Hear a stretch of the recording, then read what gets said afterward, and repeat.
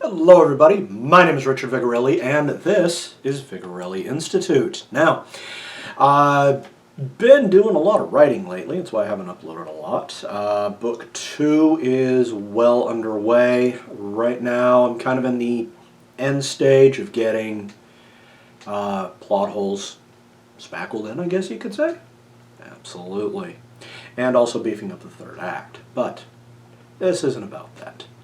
So, reason why I'm doing this video is I've been doing a lot of world building lately, trying to figure stuff out. I'm thinking of doing a Chronicles book, and I got to thinking about Star Trek. How the mighty have fallen. Very sad. Anyway, the world building in Star Trek is not that great.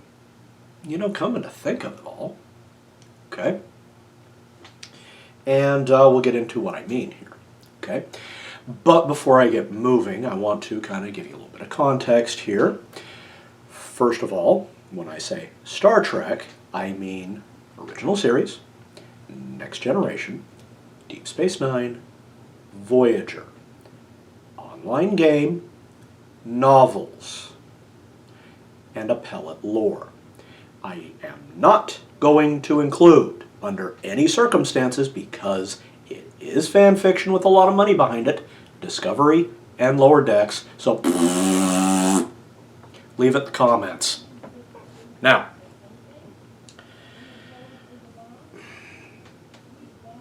mostly what I'm going to concern myself with in this video is the world building of the Federation itself, okay? And why it really doesn't make a lot of sense. I mean, it's fantastic, okay? Don't get me wrong. If it wasn't good, it wouldn't have been in existence as long as it's been. I mean, Star Trek first premiered in the 1960s, okay? It's 2023 as I'm recording this. It's been a while. Now, Star Trek is a utopian ideal, okay? Star Trek is designed to say humanity can overcome its inherent differences and it can improve on its world. It can then also, through the cooperation of everybody, spread out into the universe at large and do things. Okay? Now, the original point of Star Trek was moral and ethical dilemmas. Okay? That was the idea. It was, we have all of this stuff going on Earth. Earth is in an economy that is post-scarcity. Everybody is taken care of. I'll get to that in a moment. And so there's no reason for us to fight. If there's no reason for us to fight, then we can work together. If we can work together, we can do anything. Okay? But what happens when we find civilizations that haven't figured that out yet? And are we really as enlightened as we think we are? Okay? That's the point of Star Trek. And yes, it has always been political. But it wasn't, you will obey the way I think, or bad things happen. Okay? Feel free to yell at me in the comments about that. I welcome them. Okay? It was about the ideas of, well, let's look at it from this angle. What if we look at it from this angle?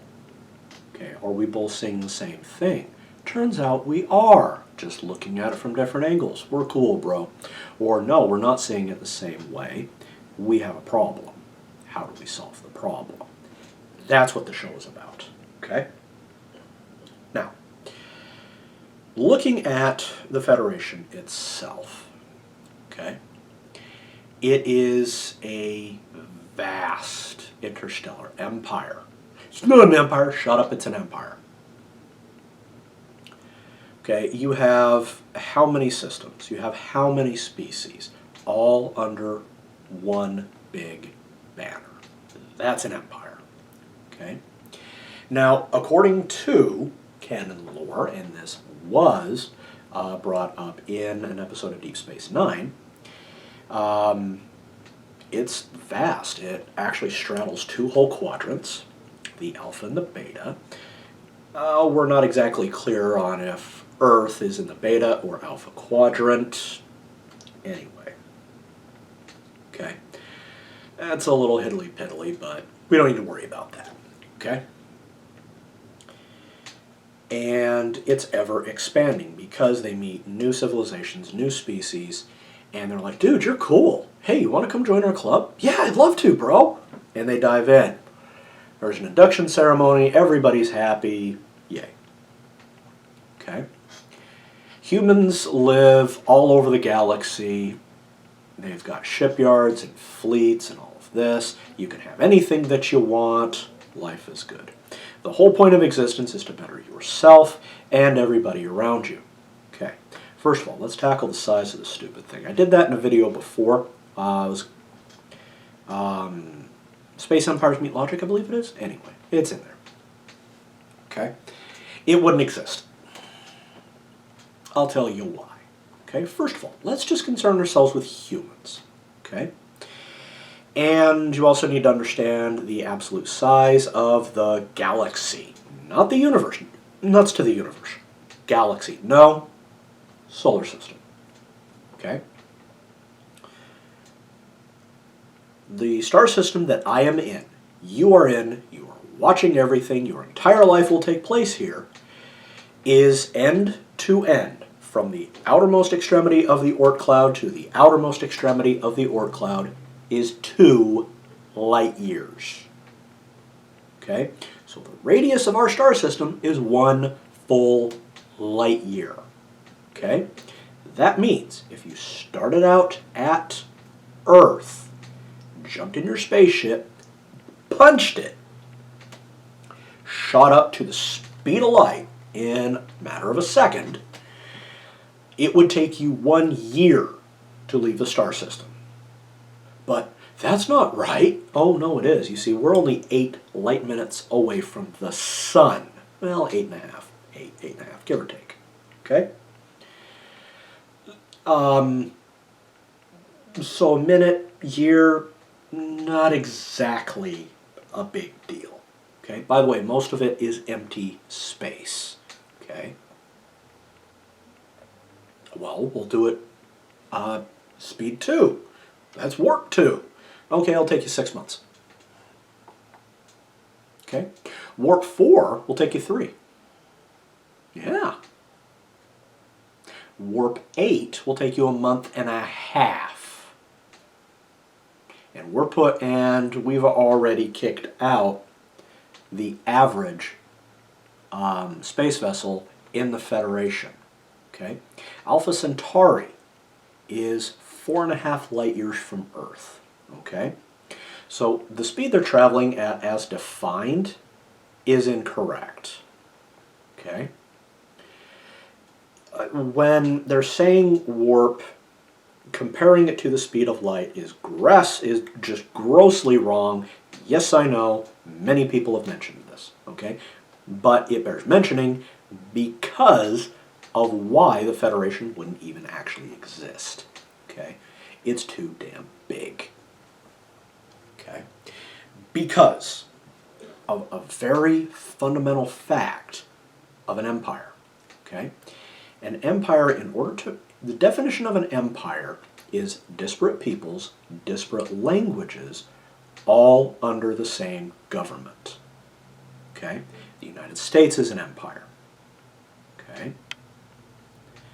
Because it's huge, and we got a lot of people that speak different languages. Okay? We got a lot of people with completely different cultures, national origins, all of that. Okay? Well, the Federation definitely does, which means you are going to need some cohesion. Okay, there's a few things that make a nation cohesive. Okay, first is shared culture. Okay, aspects of culture include language, religion, food, dress, living conditions. music, okay? All of those things, all right? If you go from one place to another and it's totally different, you're going to have less cohesion in your nation, okay? Now, that is just here on Earth with, you know, the same species doing stuff a different way, okay? And getting a worldwide empire would be unbelievably difficult. A lot of people are trying to do it right now, but you know, we don't need to go into that. Okay? So, in the Star Trek universe, this has happened. Earth is 100% united, everybody's cool, time to spread out. So they start setting up colonies on other planets. Okay? Well, in the early days, you know, it took a little while to get there and back, and here's the thing. Okay? Then they met other alien civilizations, okay? And new problems arose. Now here's the interesting part.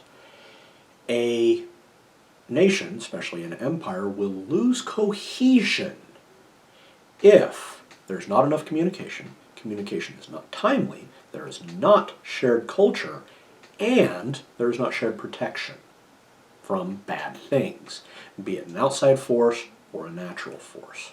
Okay?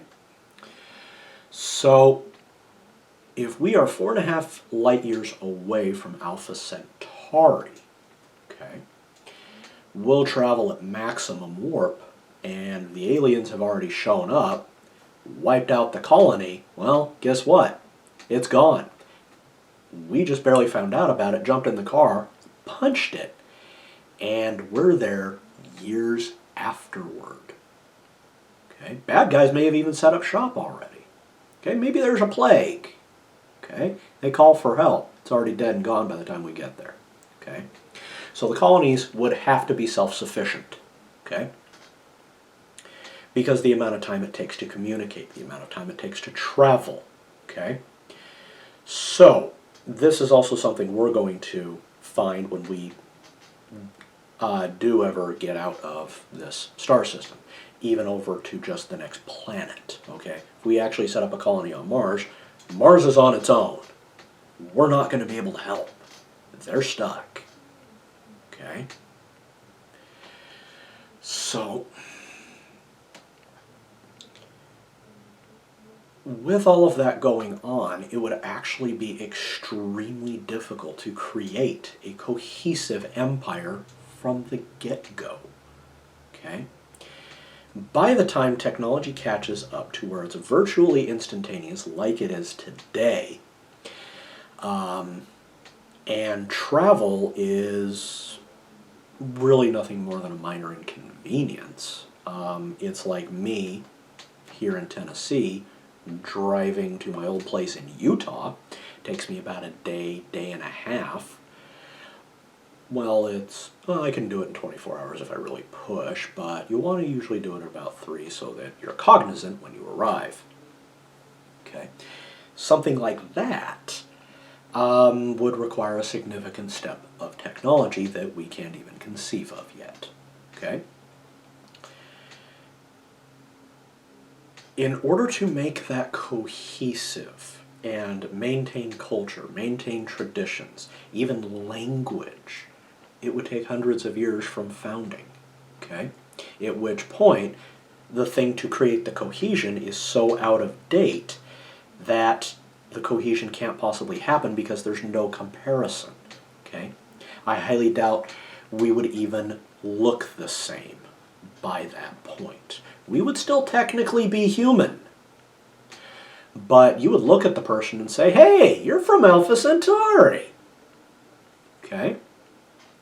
Because of genetic variance, okay, which is the next piece. Not only distance here, okay, but also genetic variance, okay. You see, when a colony is founded, you get a thing called the founder's effect. Okay, the founder's effect is basically we have a very, very small amount of genetic material. Okay, we can only breed so many times before we start inbreeding. Okay, if you're able to overcome that, then a very set inventory of genetic information is going to be in that colony. Okay? And if the environment is different enough from the home environment, a phenomenon called speciation will occur. Okay? Because of the specific genetic inventory and the new pressures placed on that genetic inventory, other traits will likely be selected for. So, once these are selected for and spread through the population, they will get bigger, they will get smaller, they will get fatter, they will get skinnier, they will get hairier, they will get bolder, they will change coloring, all kinds of stuff happens, okay?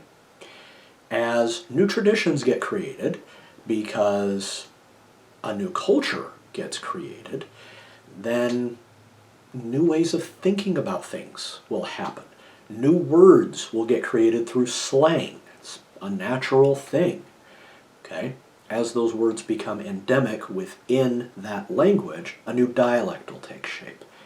That dialect persists long enough, it's a language. Okay? And founding of the Federation is in the 2100s, mid-21s. Okay? That would be Enterprise, by the way, which I forgot to mention. And Deep Space Nine, I think, takes place in the 2370s, if I remember correct. Okay? So it's been a good 200 years. Okay? Ever-marching technology, mind you, but there's going to be some differences. Because even if you can, travel from place to place, home is still going to be where the heart is. Probably going to be Earth. It's going to be Alpha Centauri. Going to be Sirius, etc. Okay? And the probability of somebody from the Alpha Centauri colony getting together and making babies with somebody from Earth drops significantly. Okay? Where are you going to live? Okay? I have people on Earth. I have people on Alpha Centauri. Well, we have a problem then.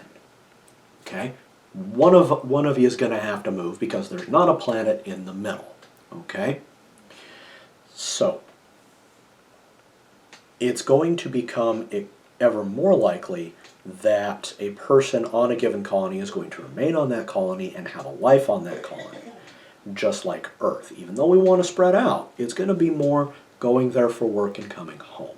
Very few people are actually going to relocate. How do I know this? It's what happens even today.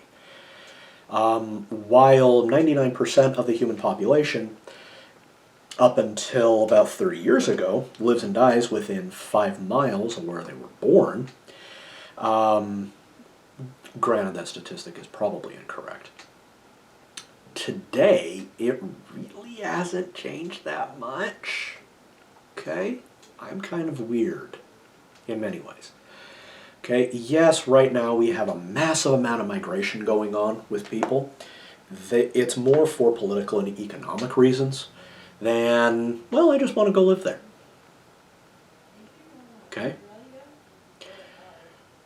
I moved to Tennessee for economic reasons. Okay? I can make more money here than I ever could in Utah. And a lot more than I could make in California, I'll tell you that. Okay? A lot of the same stuff is going to happen with the colonies. Okay?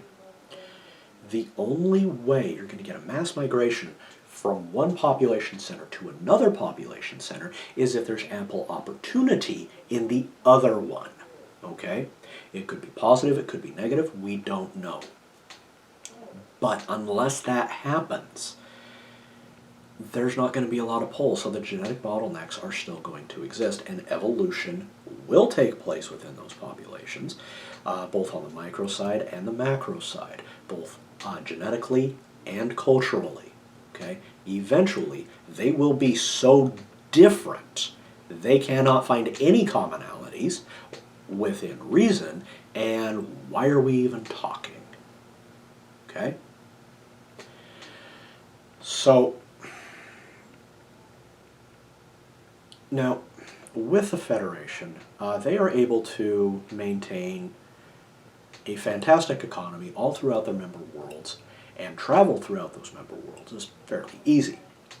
So that takes care of that. The thing is, one of the other impacts on evolution is the environment, okay? It's going to tweak DNA.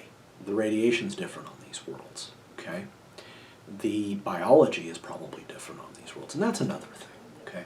Whenever they get out of the spaceship or whatnot, they just kind of waltz out like, hey, we're going to the store. And nobody drops dead of a sudden infection. But I went over that. Just a pet peeve of mine.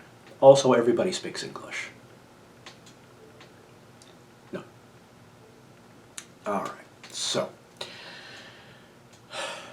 Now, back to that Deep Space Nine episode. Okay. They find a ship of cadets, okay, that set off from Earth.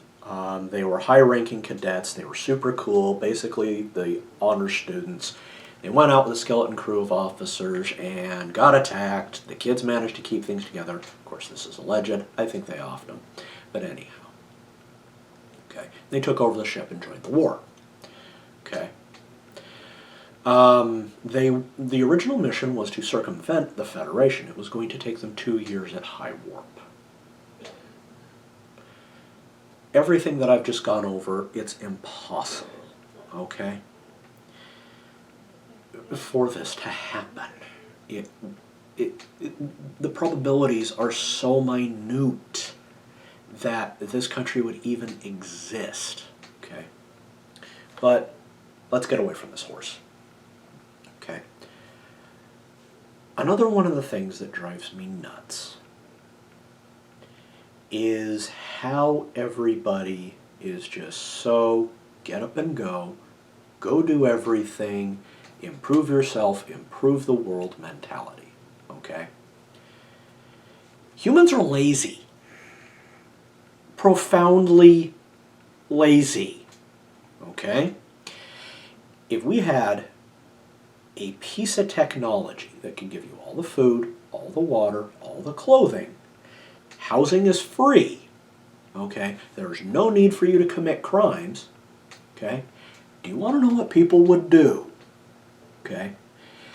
They would sit at home, watch TV, and eat all of the grossest food they could possibly get their hands on because it's good. It tastes good, okay? Having all of these humans that are all lean and muscular and hot and all of that running around in the Federation and life is good, BS. Not gonna happen, okay? Because we see the exact same thing in the Western world. Food is ample here in the United States, or at least it was. Food is ample in the UK, at least it was. And so many other countries, and we have a rising number of horrendously obese people with just amazing diseases that wouldn't have even been conceivable as little as 50 years ago, becoming commonplace. Okay? And it's all because of dietary choices. Now, unless there's an algorithm put into the replicator that prevents a person eating garbage food, they're going to do it because they can. Okay? If your job is just to do stuff, you're not going to do it. Okay? Do you know why you get up in the morning? Do you know why you take a shower? Do you know why you go and eat breakfast and get in your car and go do something? It's because you need to eat, you need to have a roof over your head and clothes on your back. That's all. And it takes money to do it. A post-scarcity economy would be devastating to the human physical condition and the human psychological condition. We have to have that kind of stress of getting up and doing something, because if we don't, we're dead in order to survive. It's been bred into us since before we were fish. Okay? So, don't give me that crap. I'm on a rant. I'm sorry. Okay? Now,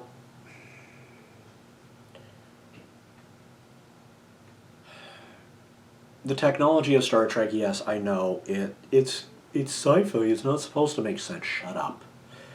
Okay? Well, it uses science. No, it doesn't. They use science buzzwords, and it angers me. Okay? But that's just a pet peeve. It's the way they talk on Star Trek. It's technobabble. It's written by people that the last time they opened up a science textbook or a book on any kind of science was when they were in school. They scratched their head, made a grunting sound, and closed it.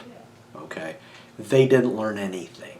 What they did was they jumped online or whatever, typed in, I need word for this thing. And then, hey, that's a cool sounding word, we'll put it there. Even though they have no idea what it actually means. But that's just a pet peeve. A lot of pet peeves for me with this show. Okay?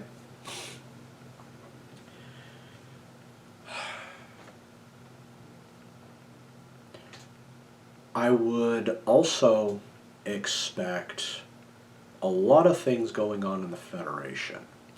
Because in order to maintain an empire like that, you need very, very cohesive thought patterns, okay?